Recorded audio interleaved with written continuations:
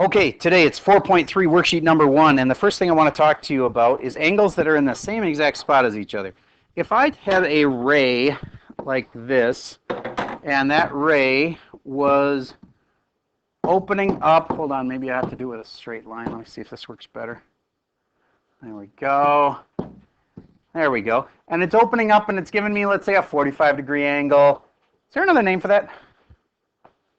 A 45? Pi over 4, good. And that was one of the things we talked about in that other class this morning, the science class where I was subbing, was how handy that was. They use radians all the time in calc. So get these memorized. Make sure you know them well. So pi over 4 should just be like, oh yeah, that's the exact same thing as 45 degrees. Do you get if I go all the way around the circle that I've gone 360 degrees? And if I add 45 more degrees, I'll be back in that same exact spot. Do you get what I'm saying? 360 plus another 45. So that'd be 405-degree angle. A 405-degree angle, all the way around plus a little more, is the exact same thing as pi over 4. Therefore, they are called coterminal angles. Write that word down. It'll help you remember it. Coterminal. Co as in they share. If you cohabitate with somebody, you're sharing a habitation spot. Cohabitating, different than coterminal, but same prefix. Coterminal, meaning the terminal spot, the place where the thing ends, where the angle stops, is exactly the same.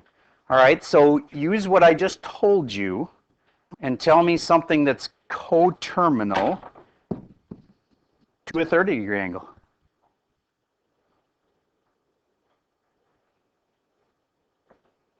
And you can't just say it in radians, because yes, 30 is the same as pi over 6, but what would be another angle that would stop right there at 30 degrees?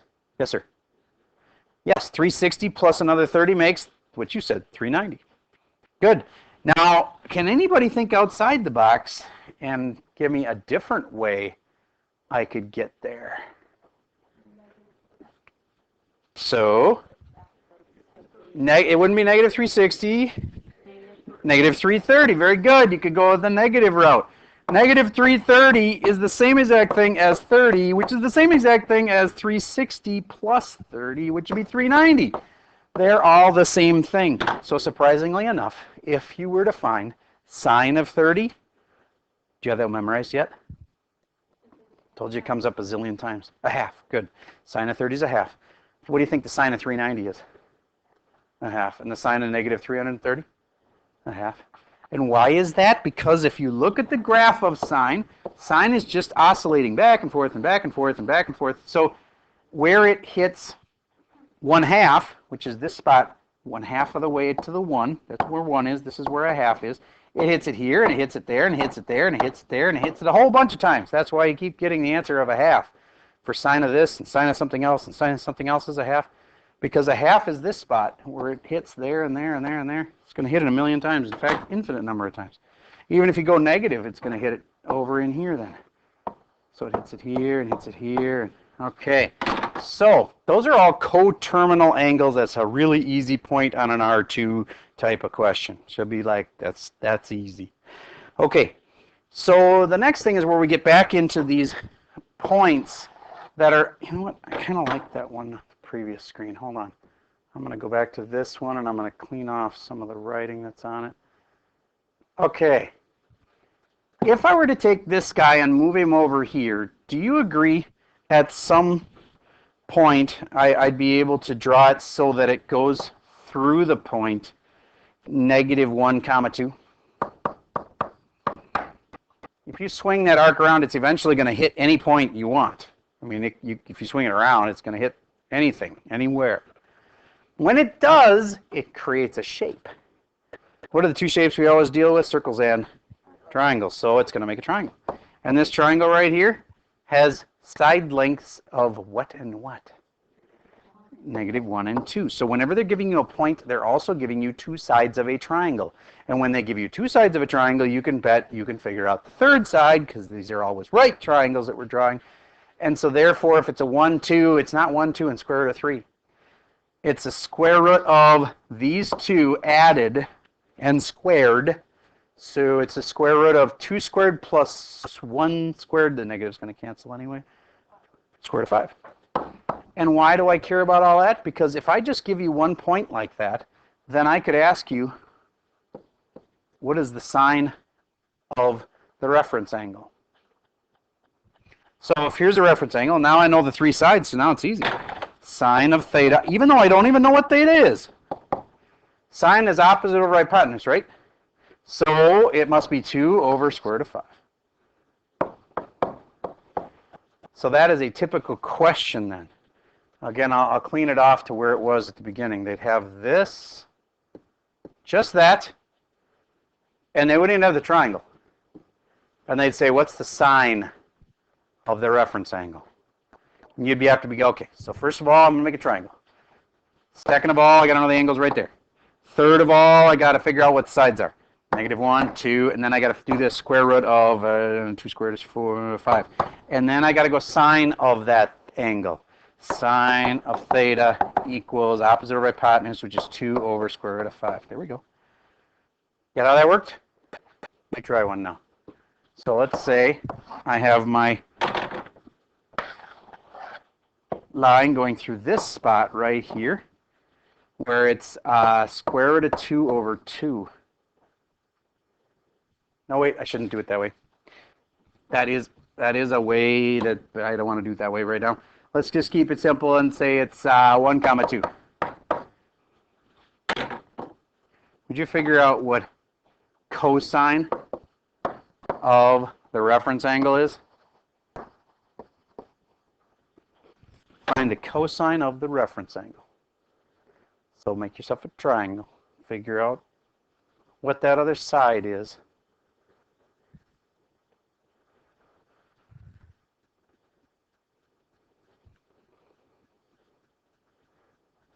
I know I haven't been crystal clear on this, so I'm going to make it crystal.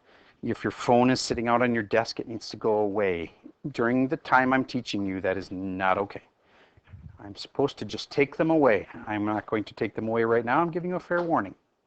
I won't always do that because I am warning you right now as a group. All right, so hopefully you knew that the triangle was here and that the angle's right there and that the sides they were giving me are 1 and 2 like that. Hey, it's the square root, same one, square root of 5. Cool. So what's the cosine of that angle? Cosine's adjacent over hypotenuse. The adjacent one's here. The hypotenuse is here. 1 over square root of 5. Raise your hand if you had that one right. Awesome. Okay. That covers some of what we need to know. Let's move on. So now I'm going to be even a little less clear. I mean, we're giving you less and less information. Now I'm just going to give you a point. Here's a point. -4 comma -6. What's cosine of the reference angle?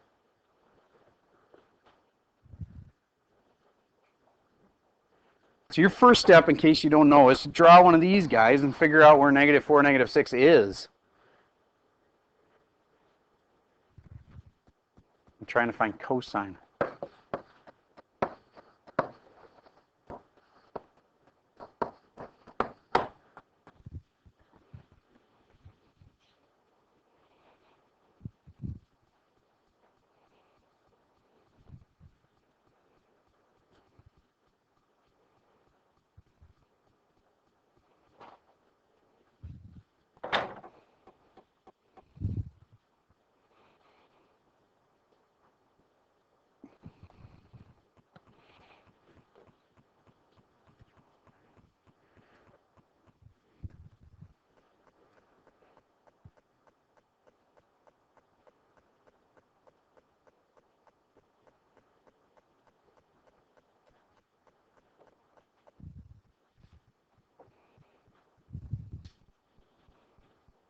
All right, so you should have gone to -4, -6. Here's -4. Here's -6. And it's like that. That makes a triangle. And then this is -4 and this is -6. Cool. Do you recognize that wait a minute, this isn't the 3, 4, 5 triangle. I thought it was for a second. Nope. square root of 4 squared plus 6 squared. It should be 16 plus 36. Square root of 50? 52, thank you. No adding problem there. All right, so square root of 52. So then I can leave that in my answer. So my theta is right here. You have to know it's always the one by the center of the circle. And then I do cosine of that. Cosine is adjacent over hypotenuse. That's that over that, which makes it -4 over the square root of 52. Raise your hand if you had that one right. Awesome. Now, next step, and you're going to, oh man, you know how we've been drawing these forever? Now we're going to expect you to handle it when we have one little thing added to that, which is ASTC. That stands for All Students Take Calc. That's a dumb little easy way to remember it. And that's in the quadrants 1, 2, 3, and 4. Remember there was quadrant 1's here, this is quadrant 2, this is quadrant 3, this is quadrant 4. Kind of makes a C shape. So you go, all students take calc. If you label it in that C kind of a shape, then you have got a mnemonic there that's going to help you remember something really important. And that is that all the functions are positive in that quadrant. Sine is positive in this quadrant here. Only sine is positive, which means the other ones, cosine, tangent, they're all negative. But sine is still positive there. In this quadrant right here, I bet you're catching on to the pattern. What do you think is going to happen? Tangent will be positive. Tangent is positive down here, and the other ones aren't. And the last one is cosine is positive over here, and the other ones aren't, which just means sine is negative down there. So let's do an example in this tangent one that I was doing. So remember that one we just did a second ago was -4 and -6. Here's -4 and here's -6. Why would the tangent come out positive? Because tangent's opposite over adjacent, which has 2 negatives in it. You get that? All right, and how about the other ones, like cosine of this angle? Why is that going to come out negative? Because cosine has adjacent in it, which is a negative side. And one more thing that's important for you to know at this point is that this hypotenuse, by definition, is always positive. The hypotenuse is always positive. Why is this even allowed to be negative? Because it's a direction, and this is a direction. But this line right here, we don't consider that to have a direction. It is not, it'll be positive no matter where it is. The hypotenuse is always positive. Okay? It's just one of those little rules you got to get used to, is the hypotenuse is the one that can always, that'll always be positive. The other ones could be negative depending where you are. So if I'm right here, I'm at, let's say, 3, -3. Only one of my 2 is negative. But the hypotenuse, always positive. All right, so let's talk about why is cosine going to be positive? Because if this is theta, do you get cosine is adjacent over hypotenuse, and the hypotenuse is always positive, and this is positive, that's why it's positive. But to keep you from having to recreate that every single time, we make this little neato rule, so I can go like this, A, S, T, C, and I can go, okay, where is cosine negative? And you can go, oh, cosine's negative. Let me see, cosine's positive here and here, so where's cosine negative? In those spots. And how do we say it then? We say cosine's negative between, and we use radians. This spot's pi over 2. This spot's 3 pi over 2. So we could say safely that in this little zone right here, that cosine's negative between pi over 2 and 3 pi over 2. What happens when it's right off the line? When it's right on the line. Okay, so in other words, if it's right here. It's a good question. Those are called quadrantals again. You can't draw a triangle for it, so you can get really confused. But we're going to teach you how to do those quadrantals. It's coming up. Don't worry, but I'm not ready to teach you yet. Okay, so just you don't want to do it the same way. There's a way to do quadrantals. When you want to do like sine of 90 or sine of this one's 180, you use a point. I'll tell you real quick. Use a point, and the point that this would be, if it's really on the unit circle, I'm going to draw a cleaner one. If it's really on the unit circle, this has actually got to be 1 then. So this spot right there would be what, comma what? It would be -1, 0. And so if I want to do sine of that, sine is going to be the y coordinate of it. Cosine is going to be the x coordinate of it. And tangent is going to be the y over the x, which is this over this. So tangent is going to be 1 or 0 over -1, which makes 0. Okay, so anyway, you're going to learn that in depth later. But right now you can't just say on the line means it's negative or positive. Don't think that way. It's different on the line. All right, so a question like this could mean if you're between pi over 2 and pi, what's going to be positive? Because if you think about where's pi over 2 to pi, you got to think this way. This is where pi over 2 is. This is where pi is. That means you're in here. So if you're in there, what's positive? Yeah, because it's all students take calc, so only sine is positive in there. Remember, all students take calc. Only sine's positive between pi over 2 and pi. How about between 3 pi over 2 and pi? Well, think about where that is. What's positive in that little zone between 3 pi over 2 and pi? Somebody asked me a good question. Are you going like this? Nope. I'm not going all the way around like that. Between 3 pi over 2 and pi is in that little zone. So, what's positive in there? What's positive? All students take P. Tangent's positive in there. Okay? Why would you know to go all the way around them? Good question. We will always put these in order from smallest to biggest, so the way I put it was really not a good way to put it. I won't put it that way on the test. Technically, it was like bracket. Good question. At those spots, it's on the line. And remember how when it's on the line, whole different set of rules apply?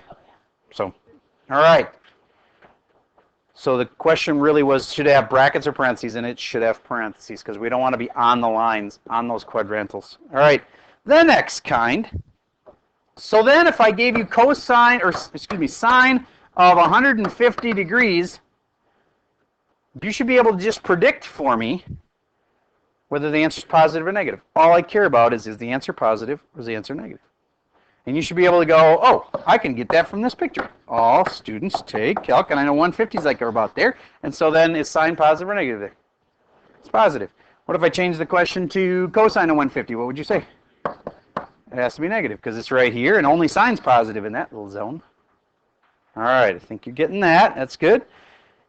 And the last little topic. Remember how trig's got lots of little things? There's just one more little thing today. So we learned like 5 little things. And you'll practice them on this worksheet in just a minute. So if I gave you this problem, theta is 45 degrees.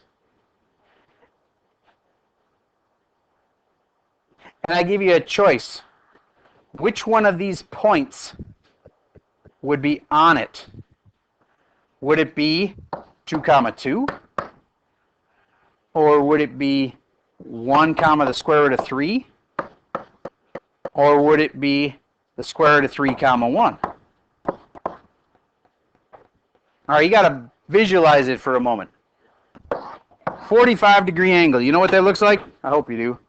Looks kind of like that, right? Which of those points has to be on it? The 2 comma 2. That makes sense because it's over 2 and up 2. It has to be on that 45-degree angle line. What? What would the square root of 3, like say it was 1 square root of 3, like where is it? It's just testing you to know, well, what is the square root of 3 is really the question. It's 1 point something. Yep, that's all you need to know. It's a little bit bigger than 1. You just need to know if it's a little bit bigger or a little bit less. All right, let's try a different one. What if we were at 7 pi over 6? I want you to sketch it for a second. Figure out where we are if we're at 7 pi over 6.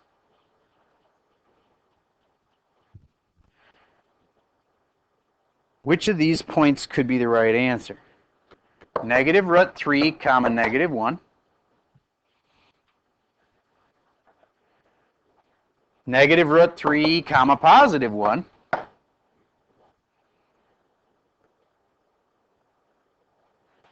negative 1 comma root 3. All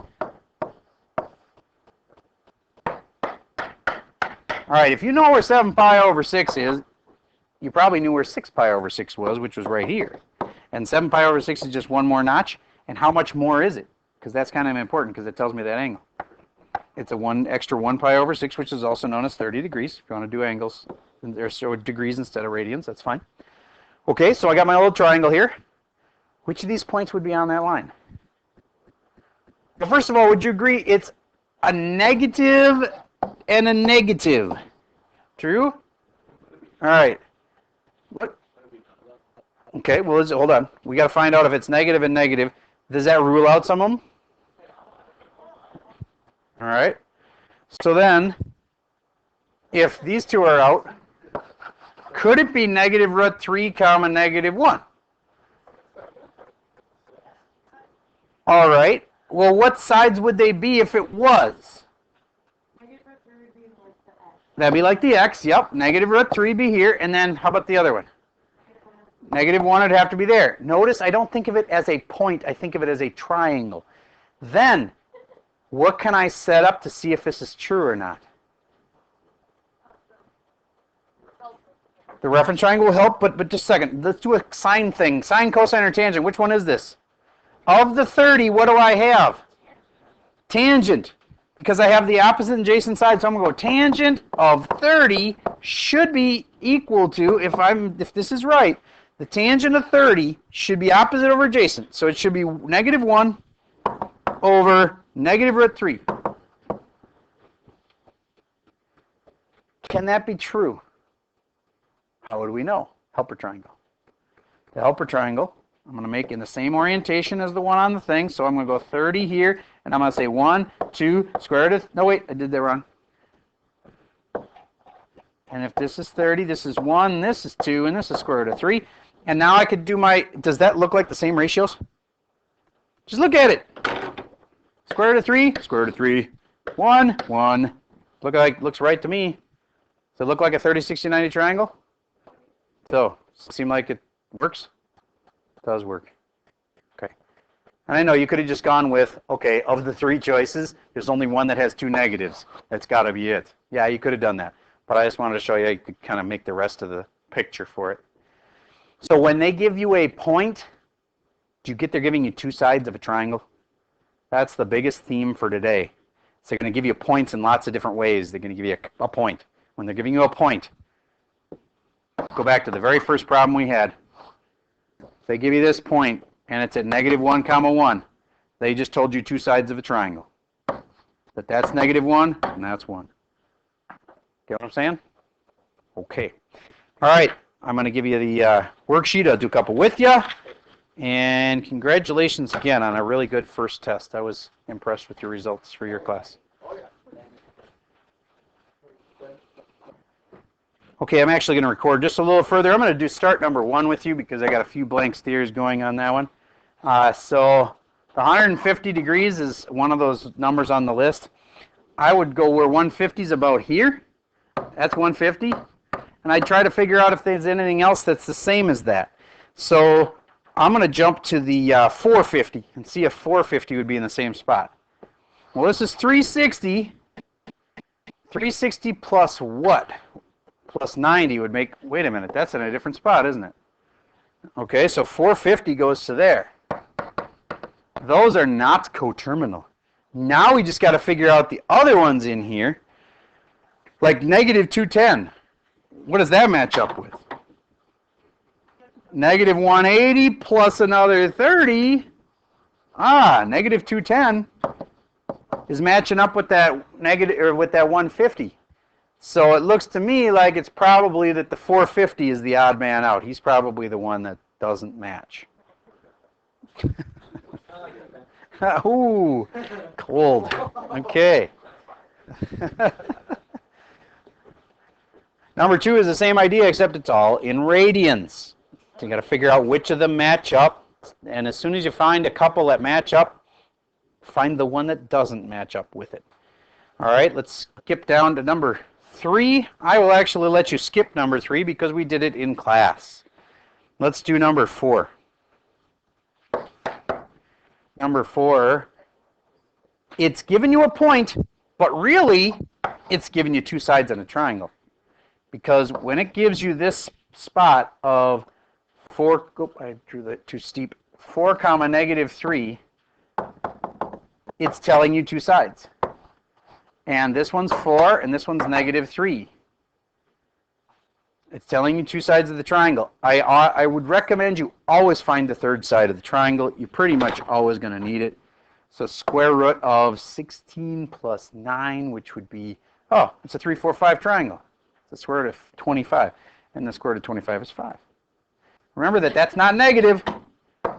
Hypotenuses, whatever, are never negative. All right, so now what do? Evaluate the 6. There's 6 of them. That's true. It'll go quick, though. Sine, cosine, tangent. Remember, you need an angle. You have to have a theta. If you just say sine equals 4/5 or whatever, it will be wrong. You have to have an angle. So a really common mistake people make is they forget an angle. Every trig problem has an angle in it, and it has sides in it, or a ratio. All right, so sine of this angle, sine's opposite of hypotenuse, and this is the angle. And opposite is negative 3, and hypotenuse is 5, negative 3/5. Cosine, adjacent over hypotenuse, 4/5. Tangent, tangent's opposite over adjacent. Opposite's negative 3, adjacent's 4, negative 3/4. And then what are the other 3? Well, I personally, if I had room, I'd make the sisters off to the right. So I'm going to try to move this all over, see if I can squeeze them into the right. Just because they kind of go with certain ones. Like, for instance, sine goes with cosecant, CSC. And then the beautiful part is I can just flip them over. So it's 5 over negative 3. Does it matter where that negative is? No. That negative could be on top or bottom, doesn't matter. The next one is secant of theta equals, flip it, 5/4. And the last one is tangent, which turns into cotangent of theta. Flip it, good. And there we go. That's all I got for today.